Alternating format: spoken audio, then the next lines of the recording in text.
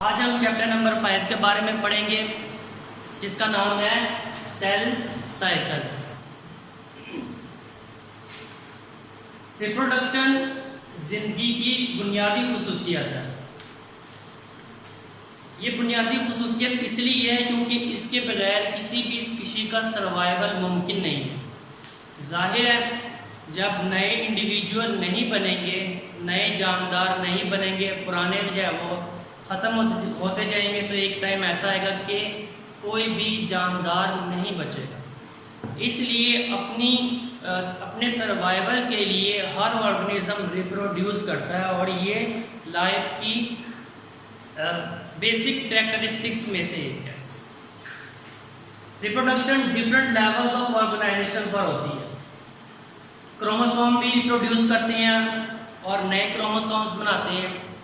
इसी तरह से सेल रिप्रोड्यूस करके नए सेल बनाते हैं और इंडिविजुअल जब रिप्रोड्यूस करता है तो नए जानदार बनते हैं। सेल की जो रिप्रोडक्शन होती है उसको हम सेल डिवीजन का जो है वो नाम देते हैं। तो आज का हमारा चैप्टर है सेल साइकिल। इसमें हम सेल डिवीजन के बारे में ही पढ़ेंगे। सेल साइकिल बेसिकली क्या है? सेल के बनने से लेकर सेल की डिवीजन तक और नए सेल बनाने तक जितना भी टाइम है, इस सारे टाइम में जो सेल के अंदर चेंजेस आते हैं, जो उसके अंदर इवेंट्स आते हैं, तसलसल के साथ उन सारे इवेंट्स को हम कलेक्टिवली नाम देते हैं सेल साइकिल। अब सेल साइकिल के आगे दो फेजेस हैं। इंटरफेस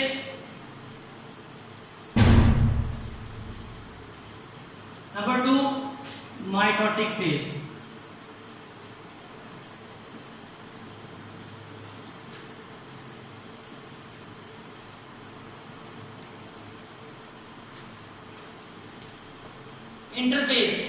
इंटरफेस वो फेज है सेल साइकिल की जो कि कंपैरेटिवली लार्ज फेज है।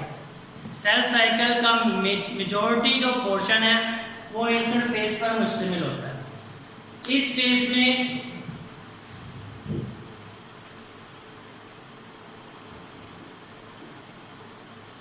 लॉन्ग फेज है ये।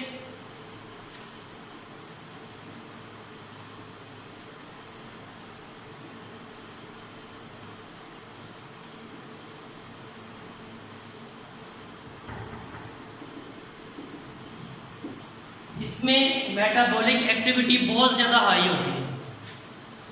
मेटाबॉलिक एक्टिविटी, मेटाबॉलिज्म मतलब नए केमिकल रिएक्शन इसमें होते हैं।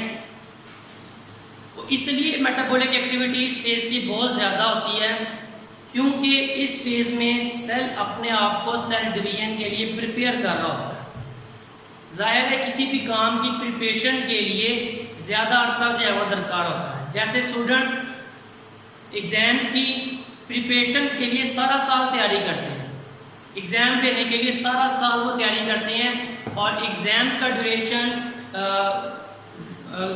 ऑलमोस्ट 15 से 20 दिन या तकरीबन 1 मंथ होता है।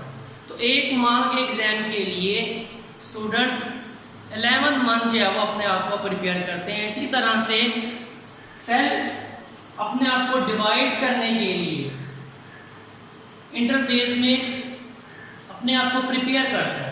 बहुत ज़्यादा अरसे तक बहुत लॉन्ग पीरियड होता है ये इसमें सेल अपने आप को प्रिपेयर करता है।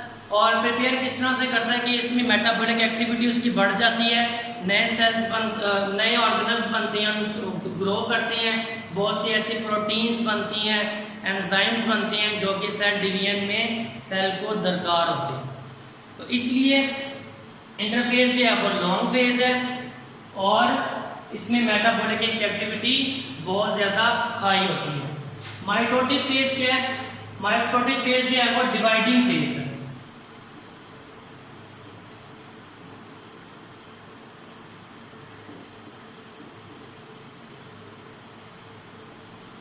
इसमें सेल डिवाइड होना स्टार्ट हो जाती है। सेल अपने आप को माइटोटिक फेज में डिवाइड करता है। अब ये डिवीजन जो है वो 2 तरह से की जा सकती है। ये माइटोसिस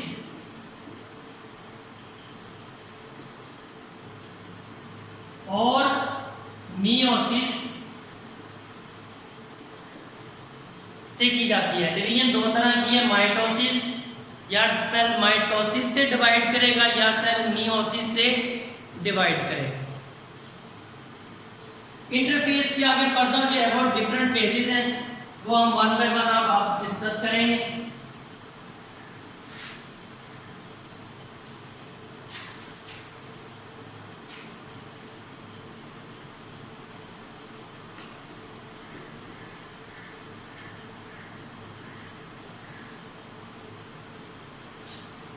इंटरफेस के आगे फर्दर तीन फेजेस हैं। Number one G1, number two S phase, और number three G3 phase.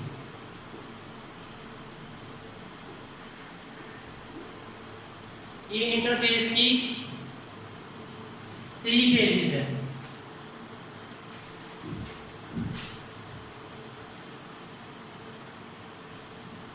G1 phase, G1 phase, G stand for gap और वन फर्स्ट गैप। इंटरफेस के दौरान G1 जो है वो यानी कि पहला गैप जो है वो इसको हम कहते हैं। सेल के बनने के बाद जो पहली फेज जो स्टार्ट होती है वो कहलाती है G1 फेज। G1 फेज के बाद G1 फेज में तो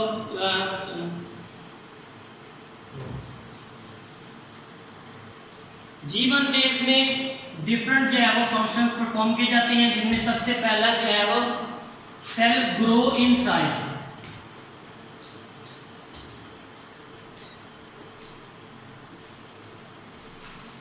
सेल साइज में ग्रो करेगा। Secondly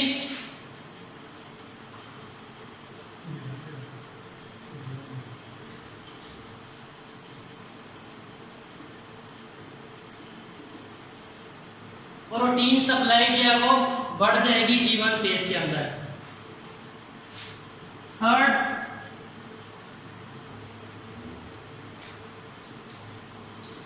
number of organelles,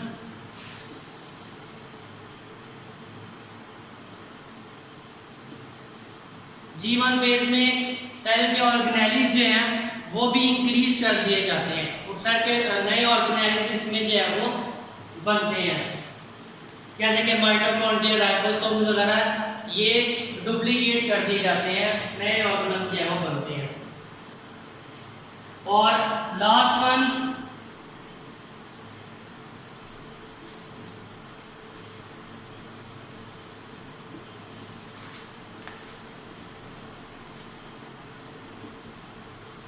G1 phase में बहुत से एंजाइम्स बनाए जाते हैं, वो एंजाइम्स जो कि अगली फेजेस में सेल को दरकार होते हैं यानी कि रिक्वायर्ड होते हैं। तो ये चार डिफरेंट फंक्शन जो है वो G1 फेज में किए जाते हैं। G1 फेज में सेल साइज में इंक्रीज करेगा, ग्रो करेगा, प्रोटीन सप्लाई इसमें बढ़ा दी जाएगी, नंबर ऑफ ऑर्गेनेलिस बढ़ा दिए जाएंगे और वेरियस एंजाइम इसमें बनाए जाएंगे जो कि नेक्स्ट फेजेस में सेल को रिक्वायर होते हैं और फर्दर प्रोसेसिंग। G1 फेज के बाद जो फेज स्टार्ट होती है वो है S फेज।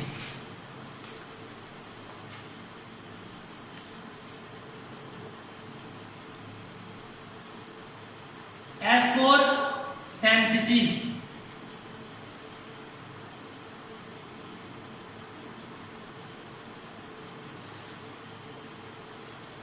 सिंथेसिस मतलब बनना। एस फेज में क्या चीज बनती है? एस फेज में क्रोमोसोम्स जो है वो डुप्लीकेट की जाती है।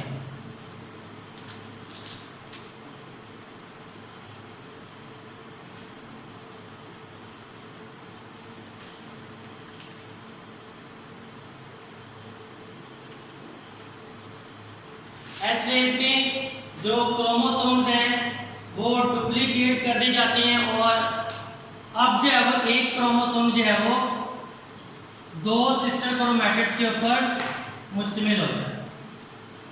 इस तरह से क्रोमोसोम जो है वो डुप्लीकेट की जाती हैं। पहले एक सिंगल क्रोमोसोम होता है और एस फेज में ये डुप्लीकेट करते हैं, मतलब एग्जैक्ट रेप्लिका उसका बनता है, एग्जैक्ट कॉपी बनती है। और एक क्रोमोसोम जो है वो दो सिस्टर क्रोमैटिड्स के ऊपर मुश्तमिल होता है। ये एक क्रोमैटिड है और ये दूसरा क्रोमैटिड, और दोनों क्या है एक दूसरे के सिस्टर क्रोमैटिड। नेक्स्ट फेज जो है वो G2 phase.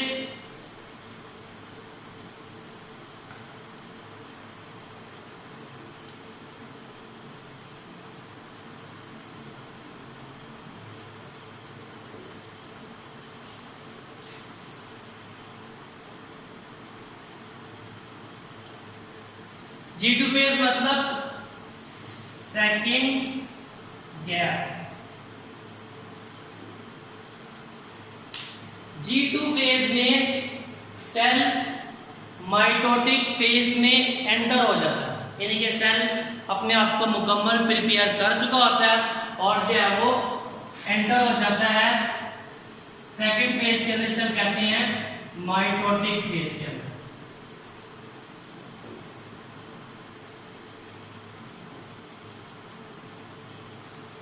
Cell mitotic phase में एंटर होता है और डिवाइड करना स्टार्ट कर देता है। तो ये तीन फेजेस होती हैं interphase, G1 phase, S phase और G2 फेज। और ये इस तमाम फेजेस के बाद सेल जो है वो माइटोसिस या मियोसिस के जरिए से डिवाइड करता है। तो अब हम डिवीजन को पढ़ेंगे, माइटोटिक फेज पढ़ेंगे, जिसमें जो है वो या तो सेल माइटोसिस से डिवाइड करेगा या मियोसिस के जरिए से डिवाइड करेगा।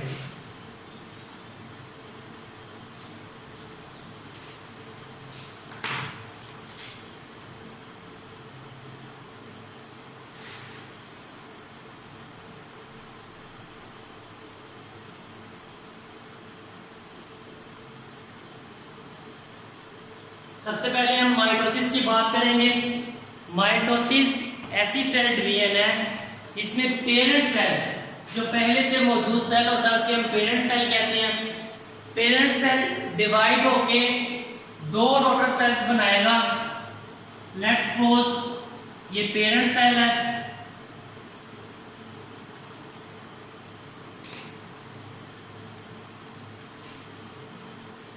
हैविंग 46 क्रोमोसोम, इसमें 46 क्रोमोसोम्स हैं। ये जब डिवाइड करेगा तो दो सेल्स बनाएगा।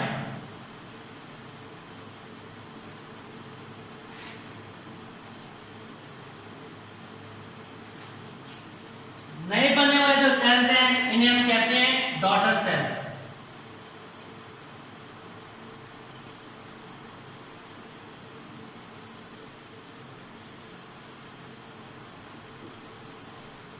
इन नए बनने वाले सेल्स में क्रोमोसोम्स का जो नंबर है वो सेम होगा as present in the parent cell. तो माइटोसिस ऐसी सेल डिवीजन है जिसमें एक पेरेंट सेल डिवाइड होकर दो डॉटर सेल्स बनाता है और दोनों डॉटर सेल्स में क्रोमोसोम्स के नंबर पेरेंट सेल्स के जितने होते हैं। इस तरह के डिवीजन को हम कहते हैं माइटोसिस। माइटोसिस सबसे पहले 1880 में वाल्टर फ्लेमिंग ने सबसे पहले इसको ऑब्जर्व किया था। और माइटोसिस सिर्फ और सिर्फ यूकेरियोटिक सेल्स में होती है।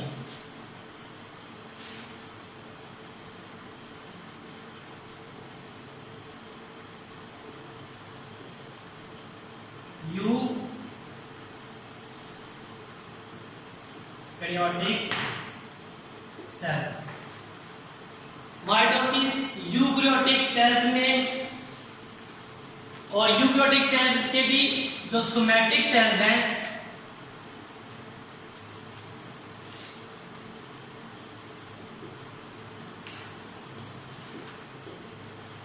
उनमें माइटोसिस होती है, यानी कि यूकैरियोटिक ऑर्गेनिजम्स के जो बॉडी के सोमैटिक सेल्स होते हैं वो माइटोसिस के जरिए से डिवाइड करते हैं। सोमैटिक सेल्स दो तरह के होते हैं बॉडी के, somatic sales and germ cells. Somatic cells वो सेल्स होते हैं जो कि विच फॉर्म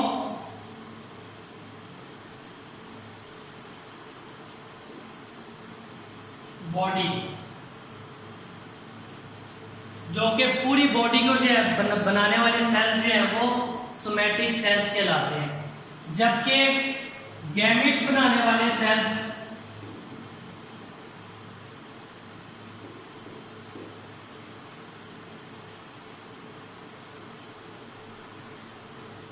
जर्म सेल्स कहलाते हैं।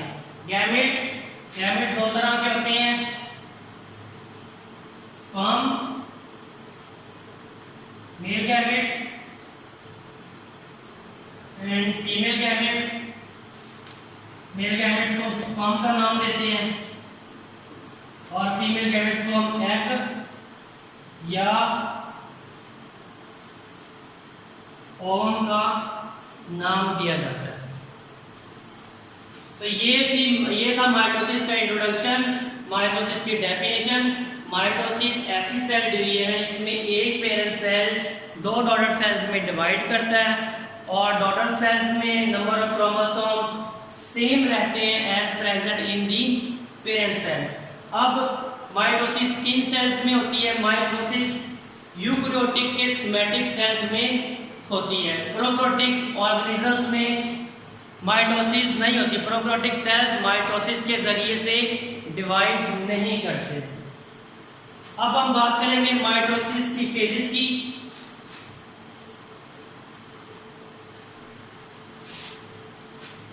माइटोसिस की दो फेजेस होती हैं।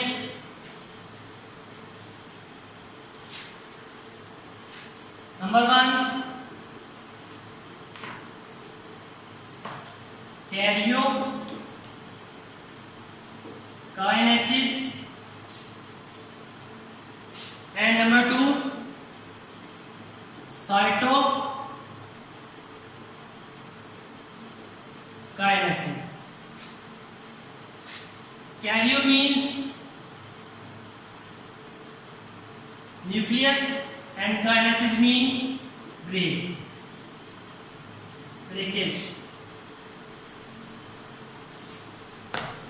कैरियोकाइनेसिस वर्ड जो है वो दो वर्ड से मिलकर बना है, Cairo and kinesis. Cairo mean nucleus and kinesis mean breakage या स्प्लिटिंग इनटू टू। तो कैरियोकाइनेसिस ऐसी फेज है इसमें सेल का न्यूक्लियस डिवाइड होके दो न्यूक्लियस में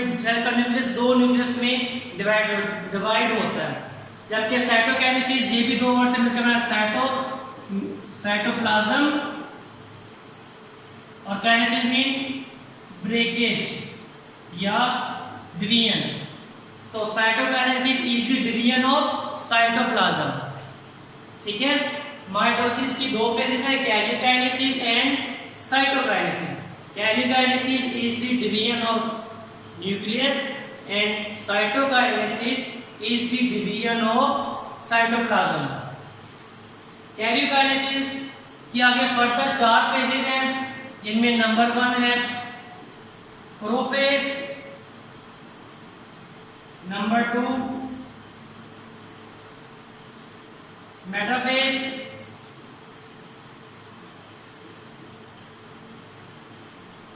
number 3 anaphase and number 4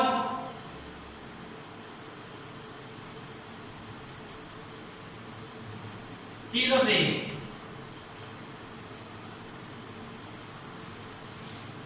nucleus की डिवीजन इन 4 मराहिल में कंप्लीट होती है। उनमें सबसे पहला है prophase, metaphase, second metaphase, anaphase and telophase. अब हम इन तमाम फेजेस को 1 बाय 1 जो है डिस्कस करेंगे।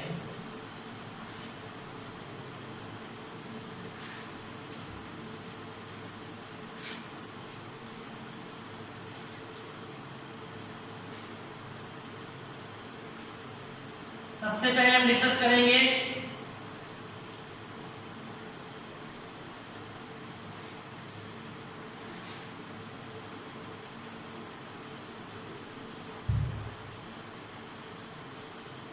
प्रोफेज को।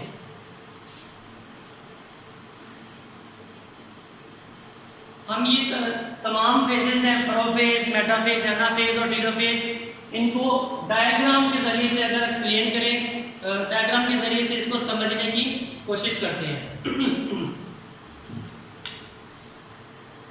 नॉर्मली आम हालात में या इंटरफेस के दौरान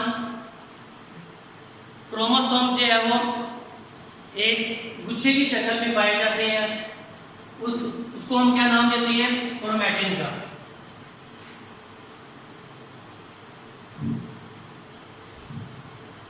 सेल, न्यूक्लियस, और न्यूक्लियस में क्रोमोसोम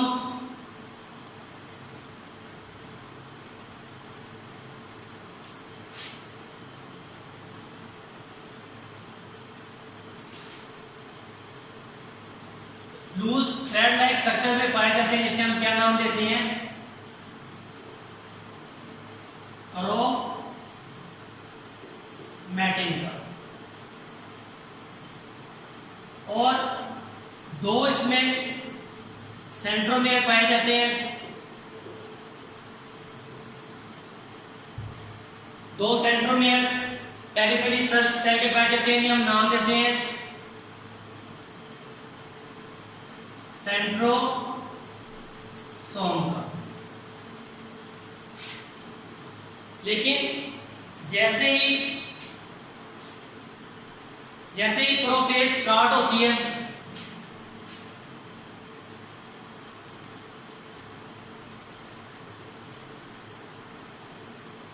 क्रोमोसोम अपने आप को अरेंज करना शुरू कर देते हैं।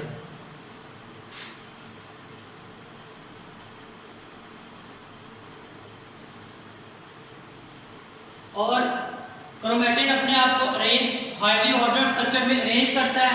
जब वो हाईली ऑर्डर्ड स्ट्रक्चर में अपने आप को अरेंज करेगा तो तब हम इन्हें कहेंगे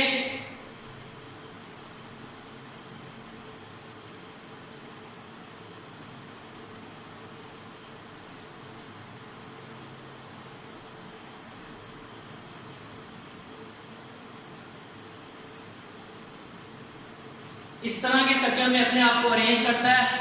जब क्रोमैटिन इस तरह के स्ट्रक्चर में अरेंज हो जाएगा, फिर हम इसको कहेंगे क्रोमोसोम।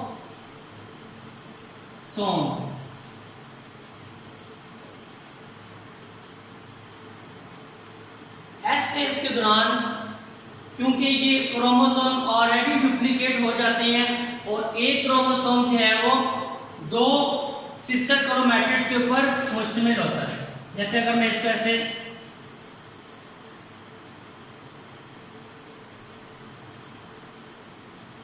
बाहर निकालूं तो इस तरह का स्ट्रक्चर जो है बनेगा।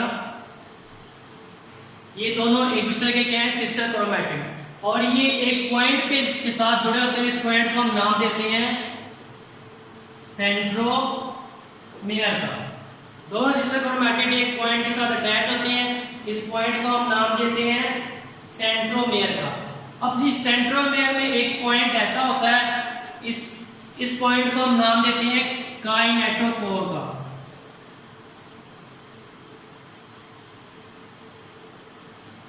काइनेटोकोर बेसिकली एक प्रोटीन से मिलकर बना होता है। ये प्रोटीन स्ट्रक्चर है और ये वो पॉइंट है जहां पे स्पिंडल फाइबर आके अटैच होते हैं।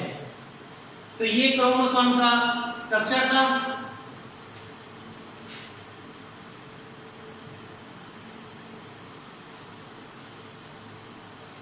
प्रोफेज के अंदर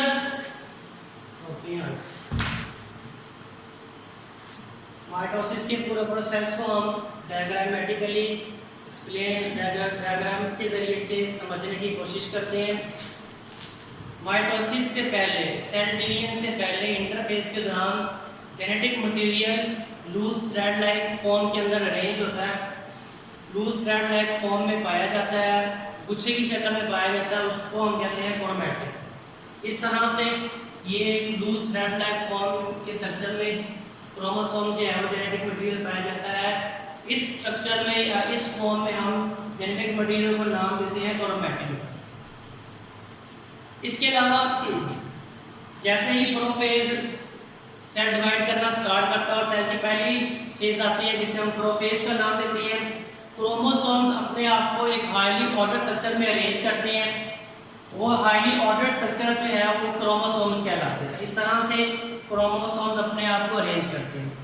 अब क्योंकि एस फेज इससे पहले ही इंटरफेज की एस फेज गुजर चुकी होती है, एस फेज में क्रोमोसोम्स अपने आप को डुप्लीकेट करते हैं, यानी कि एक क्रोमैटिड दो सिस्टर क्रोमैटिड पर मुश्तमिल होता है। जैसे कि यहाँ पे इस तरह से दिखाया गया कि एक क्रोमोसोम दो सिस्टर क्रोमैटिड्स पर मुश्तमिल होता है और दोनों सिस्टर क्रोमैटिड एक स्ट्रक्चर के साथ जुड़े होते हैं और इस स्ट्रक्चर को हम जो है वो इस स्ट्रक्चर को हम नाम देते हैं सेंट्रोमियर का। सेंट्रोमियर में एक पॉइंट ऐसा होता है जिसको नाम देते हैं काइनेटोकोर का। काइनेटोकोर बेसिकली प्रोटीन से मिलकर बना होता है और ये वो पॉइंट है क्रोमोसोम पे जहां पे स्पिंडल फाइबर्स आकर अटैच होते हैं। जैसे ही प्रोफेज स्टार्ट होती है, सेल के न्यूक्लियस के पास एक पेयर पाया जाता है सेंट्रियोल्स का। दो सेंट्रियोल्स न्यूक्लियस के पास मौजूद होते हैं सेल के अंदर। उन्हें हम कलेक्टिवली नाम देते हैं सेंट्रोसोम का। एक सेंट्रियोल और दोनों को जब हम कलेक्टिवली पढ़ेंगे तो सेंट्रियोल को उसको नाम देंगे। जब प्रोफेज स्टार्ट होती है तो सेंट्रियोल का पेयर भी जो है वो डुप्लीकेट कर जाता है, तो दो पेयर बन जाते हैं सेंट्रियोल के, दो यानी कि दो सेंट्रोसोम बन जाते हैं, एक पेरेंट सेंट्रोसोम और एक डॉटर सेंट्रोसोम। और प्रोफेज के स्टार्ट में ये दोनों सेंट्रोसोम जो है ऑपोजिट पोज की तरफ मूव करना शुरू कर देते हैं। ऑपोजिट यानी कि बिल्कुल एक दूसरे के ऑपोजिट जाना शुरू कर देते हैं और ये सेंट्रियोल ट्यूबुलिन प्रोटीन को इकट्ठा करके माइक्रोट्यूब्यूल्स बनाती है। तो ये सेंट्रोसोम दोनों सेंट्रियोम जो माइक्रोट्यूब्यूल्स बनाते हैं, इन माइक्रोट्यूब्स को हम नाम देते हैं स्पिंडल फाइबर्स का।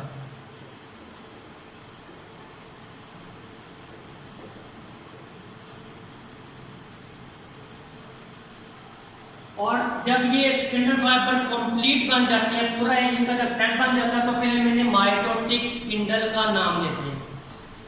प्रोफेज स्टार्ट होने से पहले सेल की न्यूक्लियर मेम्ब्रेन भी मौजूद होती है और सेल के न्यूक्लियस में न्यूक्लियोलस का स्ट्रक्चर, न्यूक्लियस लाइक के स्ट्रक्चर यहाँ पे मौजूद होता है जिसे हम न्यूक्लियोलस का या न्यूक्लियोलाई का नाम देते हैं। लेकिन इन दी लेट प्रोफेज के दौरान यानी कि प्रोफेज जब ऑलमोस्ट कंप्लीट होने वाली होती है तो न्यूक्लियर इन्वेलप भी जो है वो न्यूक्लियर मेम्ब्रेन जो है वो भी डिफ्यूज हो जाती है और न्यूक्लियोलस का स्ट्रक्चर जो कि यहाँ पे आपको इंटरफेज के दौरान नजर आ रहा है, लेकिन एट द एंड ऑफ यहाँ भी स्टेज प्रोफेज की स्टेज में भी आपको न्यूक्लियर मेम्ब्रेन नजर आ रही है लेकिन न्यूक्लियोलस नहीं नजर आ रहा। यानी कि प्रोफेज जब शुरू होती है तो न्यूक्लियोलाई जो है वो डिफ्यूज हो जाता है और at the end of prophase nuclear membrane जो है वो भी डिफ्यूज हो जाती है। तो ये बेसिकली था पूरा प्रोफेज। प्रोफेज में सबसे पहला काम क्या होगा, दोबारा से मैं इसको एक्सप्लेन कर देता हूँ। प्रोफेज में सबसे पहला काम क्या होगा, जेनेटिक मटेरियल अरेंज होगा। जेनेटिक मटेरियल क्रोमैटिन की फॉर्म में पाया जाता है, लेकिन जब प्रोफेज स्टार्ट होती है तो जेनेटिक मटेरियल अपने आप को अरेंज करता है हार्डली ऑर्डर स्ट्रक्चर में और वो हार्डली ऑर्डर स्ट्रक्चर क्रोमोसोम कहलाता है। और क्रोमोसोम क्योंकि एस फेज के अंदर डुप्लीकेट हुए होते हैं और दोनों जो है वो दो सिस्टर क्रोमैटिड पर मुश्तमिल होते हैं। दोनों सिस्टर क्रोमैटिड एक पॉइंट पे अटैच होते हैं, एक स्ट्रक्चर से साथ अटैच होते हैं, उसको हम सेंट्रोमियर का नाम देते हैं। इसके अलावा प्रोफेज में सेंट्रोसोम दो सेंट्रोमियर पाया जाते हैं न्यूक्लियस के पास। प्रोफेज में ये डुप्लीकेट हो जाते हैं और एक डॉटर सेंट्रोसोम जो है वो बन जाता है। दोनों जो है वो सेंट्रोसोम ऑपोजिट पोल्स की तरफ मूव करते हैं और माइक्रोट्यूब्यूल्स ट्यूबुलिन प्रोटीन इकट्ठा करके माइक्रोट्यूब्यूल्स के स्ट्रक्चर्स बनाते हैं। वो जो माइक्रोट्यूब्यूल के स्ट्रक्चर जो बनते हैं उन्हें हम स्पिंडल फाइबर जो है वो कहते हैं। At the end of prophase nucleolus जो है वो भी डिसअपीयर हो जाता है और न्यूक्लियोलाई और जो न्यूक्लियर मेम्ब्रेन होती है वो भी जो है वो डिफ्यूज हो जाती है, यानी कि ख़त्म हो जाती है, और जो क्रोमोसोम्स होते हैं वो अपने आप को इन स्पिंडल फाइबर्स के ऊपर अरेंज करना स्टार्ट कर देते हैं, और ये स्पिंडल फाइबर का पूरा स्ट्रक्चर जो है वो सेल के मिड में आ जाता है। इसके बाद और प्रोफेज में बताना चाहूँ कि ये एनिमल सेल्स की बात हो रही है, क्योंकि प्लांट सेल में सेंट्रल लार्ज वैक्यूल होता है, और प्लांट सेल में जो ये सेंट्रियोल का स्ट्रक्चर है जो कि स्पिंडल फाइबर बनाते हैं, ये मौजूद नहीं होता। तो प्लांट सेल में स्पिंडल फाइबर कैसे बनते हैं? ये spindle fibres tubulin protein cytoplasm में ऑलरेडी मौजूद होती हैं, वो इकट्ठी होना शुरू हो जाती हैं और डिफ्यूज करके इटसेल्फ भी स्पिंडल फाइबर का स्ट्रक्चर जो है वो बना देती है। नेक्स्ट फेज आती है प्रोफेज के बाद मेटाफेज प्लेट। मेटाफेज में क्या करते हैं? सेल्स जो क्रोमोसोम्स होते हैं वो क्रोमोसोम अपने आप को सेल के इक्वेटर में अरेंज करती हैं। ये सेल के पोल्स हैं, और ये जो रीजन है ये सेल का क्या है? इक्वेटर रीजन है। ये जो मिड वाला रीजन है इसको सेल का इक्वेटर कहते हैं। मेटाफेज के दौरान क्रोमोसोम अपने आप को सेल के इक्वेटर के अलोंग अरेंज करती हैं। जैसे कि आपको नजर आ रहा है कि सारे क्रोमोसोम इस तरह इक्वेटर के अलोंग क्या हो गया? अरेंज हो गया। इक्वेटर के अलोंग जब क्रोमोसोम अरेंज होते हैं तो ये जो प्लेट बनती है हम कहते हैं मेटाफेज प्लेट।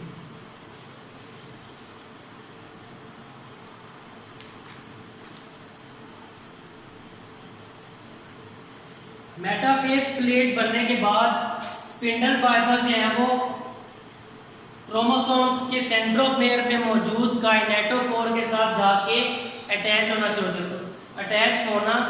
जाते हैं। जैसे कि यहाँ पर नजर आएगा कि स्पिंडल फाइबर जो है वो यहाँ पे इसके साथ अटैच हुए हैं काइनेटोकोर के साथ, जबकि नॉन काइनेटोकोर स्पिंडल फाइबर वो जो है वो एक दूसरे के साथ मिल जाते हैं। काइनेटोकोर स्पिंडल फाइबर्स वो स्पिंडल फाइबर्स होते हैं जो कि सेंट्रोमियर की काइनेटोकोर के साथ जाके अटैच होते हैं, जबकि नॉन काइनेटोकोर जो दूसरे इसके अलावा जो स्पिंडल फाइबर्स होते हैं वो नॉन काइनेटोकोर स्पिंडल फाइबर्स कहलाते हैं।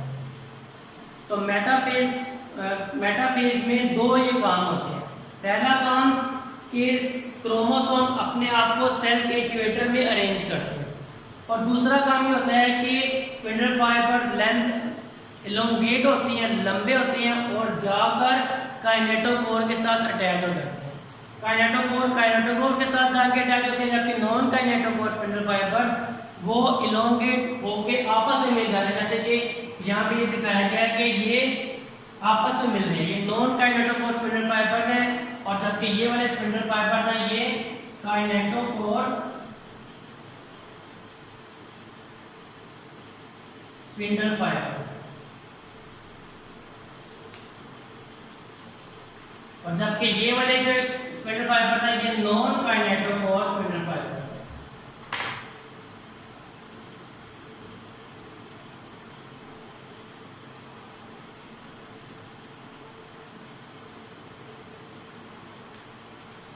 तो मेटाफेज के दौरान ये दो काम होते हैं। पहला काम कि क्रोमोसोम अपने आप को सेल के इक्वेटर के अलोंग अरेंज करते हैं और एक प्लेट बनाते हैं जिसे हम कहते हैं metaphase plate. Secondly spindle fibre elongate होते हैं और काइनेटोकोर स्पिंडल फाइबर जाके काइनेटोकोर के साथ अटैच हो जाते हैं, जबकि non kinetochore spindle fibre elongate होके आपस में अटैच हो जाते हैं। मेटाफेज के बाद नेक्स्ट फेज है एनाफेज। एनाफेज के दौरान क्या होता है कि जो काइनेटोकोर स्पिंडल फाइबर हैं जो कि काइनेटोकोर के साथ जाके अटैच होते हैं वो क्रोमोसोम्स को पुल करती हैं, वो छोटे होना शुरू हो जाती हैं, वो कॉन्ट्रैक्ट करते हैं, सिकुड़ना शुरू हो जाती है। जब वो छोटे होना शुरू हो जाते हैं या कॉन्ट्रैक्ट करना शुरू हो जाती हैं तो वो क्रोमोसोम्स को या क्रोमैटिड को पुल करती हैं, ऑपोजिट साइड्स पे पुल करती हैं, ऑपोजिट पोल्स पे पुल करती हैं। उस पुलिंग फोर्स के नतीजे में क्रोमैटिड अलग हो जाते हैं, क्रोमोसोम का स्ट्रक्चर ब्रेक हो जाता है और अब जो है वो एक सिंगल क्रोमैटिड पर ये मुश्तमिल होता है। जैसे कि यहाँ पे दिखाया गया है कि यहाँ पे पूरा क्रोमैटिड का स्ट्रक्चर है जिसमें 2 सिस्टर क्रोमैटिड मौजूद है, जबकि यहाँ पे काइनेटोकोर स्पिंडल फाइबर के शॉर्टन होने की वजह से, सिकुड़ने की वजह से ये क्रोमैटिड का स्ट्रक्चर ब्रेक हो गया है और यहाँ पे जो है वो वी शेप क्रोमोसोम जो है वो बनते हैं और ये आहिस्ता आहिस्ता क्या होते हैं और छोटे होने शुरू हो जाते हैं और क्रोमोसोम के सिंगल क्रोमैटिड्स को ऑपोजिट पोल्स की तरफ ले जाना शुरू हो जाते हैं। At the end of anaphase and पे ऑपोजिट पोल्स पे कंप्लीट सेट जो है क्रोमोसोम के मौजूद होते हैं, यानी कि जब एनाफेज खत्म होने वाली होती है तो एक पोल पे पूरा एक सेट होता है क्रोमोसोम का और दूसरा सेट जो है वो दूसरे पोल पर पहुंच जाता है। एनाफेज के दौरान, एनाफेज के बाद है टीलोफेज में क्या होता है कि जब कंप्लीट सेट पहुंच जाते हैं ऑपोजिट पोल्स में, एक सेट एक पोल की तरफ और दूसरा सेट दूसरे पोल पे पहुंच जाता है, तो इस सेट के ऊपर न्यूक्लियर इन्वेलप बनना शुरू हो जाती है, यानी कि टीलोफेज प्रोफेज का बिल्कुल रिवर्स है। प्रोफेज में न्यूक्लियर इन्वेलप टूटती है जबकि टीलोफेज में न्यूक्लियर इन्वेलप हर सेट के ऊपर बनती है। प्रोफेज में न्यूक्लियाई का स्ट्रक्चर, न्यूक्लियोलस का स्ट्रक्चर जो है वो ब्रेक हो जाता है, टूट जाता है, जबकि इसमें नए न्यूक्लियोलस जो है वो हर सेल के अंदर बनना शुरू हो जाते हैं। तो यहाँ पे टीलोफेज में कैरियोकाइनेसिस जो है वो कंप्लीट हो जाती है, यानी कि न्यूक्लियस जो है वो एक न्यूक्लियस 2 न्यूक्लियस में डिवाइड हो जाता है। कैरियोकाइनेसिस के बाद है साइटोकाइनेसिस। साइटोकाइनेसिस में क्या होता है कि एक क्लीवेज जो है वो बनती है, कि 2 सेल के वेटर के नाम सेल के बिल्कुल दरमियान से एक शगाफ जो है वो क्रिएट होता है, एक क्लीवेज क्रिएट होती है, तो क्लीवेज आहिस्ता आहिस्ता जो है वो गहरी होती जाती है और फिर आके 2 सेल्स को 2 सेल्स में डिवाइड कर देती है और जो नए बनने वाले जो सेल्स होते हैं वो डॉटर सेल्स कहलाते हैं। तो ये है साइटोकाइनेसिस। तो ये सारी है माइटोसिस। मैं अगेन इसको दोबारा रिपीट कर देता हूँ। सबसे पहले इंटरफेस में genetic material loose thread like form में पाया जाता है, उसे हम क्रोमैटिन का नाम देते हैं। सेल के न्यूक्लियस में न्यूक्लियोलस मौजूद है, न्यूक्लियर इन्वेलप मौजूद होती है और न्यूक्लियस के पास 2 सेंट्रोमेर मौजूद होती है जिन्हें हम नाम देते हैं कलेक्टिवली सेंट्रोसोम। जैसे ही प्रोफेज स्टार्ट होती है सेंट्रोसोम एक ऑलरेडी मौजूद होता है, एक जो है वो नया बन जाता है जिसे हम डॉटर सेंट्रोसोम कहते हैं और ये दोनों सेंट्रोसोम ऑपोजिट पोल्स पर जाना शुरू हो जाते हैं और ऑपोजिट पोल्स पर जाते हैं और ऑपोजिट पोल्स पर जाकर ट्यूबुलिन प्रोटीन इकट्ठा करके माइक्रोट्यूब्यूल्स बनाना शुरू कर देते हैं। माइक्रोट्यूब्यूल्स को हम स्पिंडल फाइबर का नाम देते हैं, ठीक है। और ये माइक्रोट्यूब्यूल्स जो है वो लेंथ वाइज बढ़ते जाते हैं, इंक्रीज इनकी लेंथ करती जाती है। At the end of prophase जो है ये न्यूक्लियोलाई का स्ट्रक्चर जो है वो ब्रेक हो जाता है, टूट जाता है, न्यूक्लियर मेम्ब्रेन भी खत्म हो जाती है और जो स्पिंडल फाइबर है ये मुकम्मल लेंथ जो है गेन कर लेते हैं, पूरा इसका सेट बन जाता है। तब हम इसको माइटोटिक स्पिंडल का नाम देते हैं और क्रोमोसोम्स अपने आप को इन स्पिंडल फाइबर्स पे अरेंज कर लेते हैं। इसके बाद जो है मेटाफेज प्लेट, मेटाफेज में 2 जो है वो काम होते हैं। नंबर 1 मेटाफेज प्लेट बनती है और दूसरा काइनेटोकोर स्पिंडल फाइबर जाके काइनेटोकोर के साथ अटैच होते हैं। मेटाफेज के बाद यहाँ फेज है एनाफेज। एनाफेज में काइनेटोकोर स्पिंडल फाइबर छोटे होने शुरू हो जाते हैं और वो क्रोमैटिड को अपनी तरफ खींचते हैं और अपनी तरफ खींचने की वजह से क्रोमैटिड का स्ट्रक्चर ब्रेक हो जाता है। एक क्रोमैटिड इस तरफ मूव करना शुरू हो जाता है और एक क्रोमैटिड उस तरफ जो है वो मूव करना शुरू हो जाता है। At the end of anaphase जो है वो at the end of anaphase जो ऑपोजिट पोल में कंप्लीट सेट जो है वो क्रोमोसोम्स का मौजूद होता है। जब कंप्लीट सेट मौजूद होता है तो नेक्स्ट फेज हमारे पास टीलोफेज। टीलोफेज में क्या होता है कि जो क्रोमोसोम का सेट ऑपोजिट पोल पे मौजूद है उसके ऊपर न्यूक्लियर इन्वेलप जो है वो बन जाती है, न्यूक्लियर का स्ट्रक्चर बन जाता है और न्यूक्लियर का स्ट्रक्चर बन जाता है तो यहाँ पे जो है वो एक न्यूक्लियस जो है वो 2 न्यूक्लियस में मुकम्मल डिवाइड हो जाता है। ये कैरियोकाइनेसिस यहाँ पे कंप्लीट हो जाती है। उसके बाद है साइटोकाइनेसिस। साइटोकाइनेसिस में क्या होता है कि सेल के भीतर से एक जो है वो क्लीवेज बनती है, क्लीवेज गहरी होती है, सेल को 2 हिस्सों में डिवाइड कर देती है। इस तरह से एक सेल 2 हिस्सों में या 2 दो सेल्स में डिवाइड होता है और नए बनने वाले सेल्स को हम डॉटर सेल्स का नाम देते हैं। तो ये थी कंप्लीट माइटोसिस।